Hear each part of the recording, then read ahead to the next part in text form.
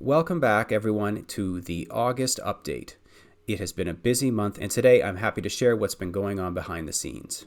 From working on layout plans and researching, to buying and selling track and equipment to help finance the build, there is a lot to cover.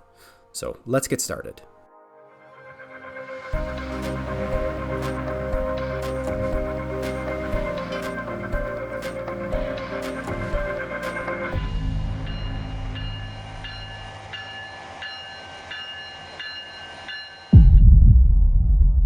So this past month, I decided to tear down my old layout and start fresh. As many of you know, the primary reason was the ongoing issues I was having with my track and turnouts and wiring. And the likely culprit? Using the wrong flux during soldering. It's leading to disintegrating connections in areas that I just can't repair.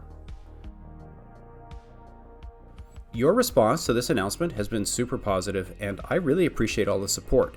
It's reassuring to know that hitting the reset button was likely the right call, and I'm actually pretty excited to dive into the planning and construction of this new layout. One of the highlights of this month was visiting the Burlington Model Railroad Club in Burlington, Ontario, Canada. It's always really motivating to see how other people tackle layout challenges, and this visit was no exception. I was particularly impressed with their take on Toronto's Union Station with an elevated passenger station, which is a feature I'm very seriously considering for my own layout.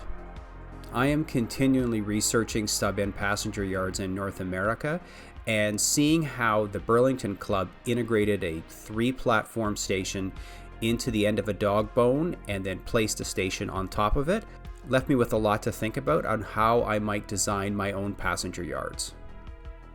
The club is located in an old outdoor swimming facility, and they have an N Scale layout, an HO layout, and a garden layout.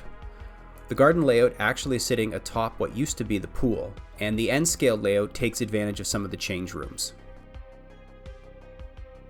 I always enjoy seeing other layouts no matter how far along they are in terms of completion, and as an added treat, driving to Burlington from where I live means that I get to run parallel along the Lakeshore West line, where I often get to see GO Transit and Via Rail trains in action. I also made a trip to the County Line Caboose, a unique hobby shop tucked away in southwestern Ontario in the middle of the countryside. It's a bit out of the way, but it's always worth a visit. I managed to pick up a bunch of Pico number 8 turnouts at a very reasonable price, which is a nice score given the financial investment these represent. Supporting small local hobby shops is something I'm passionate about, especially when they're located in such unusual settings. And speaking of turnouts, in my ongoing quest to be as frugal as possible with this layout redesign, I've been scouring places like Facebook Marketplace for used turnouts, and I managed to hit the jackpot this month. Between 2 different vendors, I managed to pick up about 30 turnouts for a fraction of their actual price. Some of them do need a bit of TLC with glue residue or minor damage, but considering the savings, I'm more than happy to clean them up. I'm sure that most of these will find their way onto the layout, and if they don't, I'm happy to put them on Marketplace and sell them to somebody else. So admittedly, I'm doing things a little bit backwards because I am buying turnouts without a layout plan in place. So with that said, layout planning has been moving full steam ahead. I want to mention that it has been great to see the number of constructive comments that you've had for me. I really appreciate the feedback, and it's interesting to read how many people have very similar ideas about how to integrate a continuous running layout with a pair of stub end yard passenger station. I am considering making a video that just features your feedback comments and showing how they could possibly integrate into a layout design, and I'd love to know if you'd be interested to see what that journey looks like.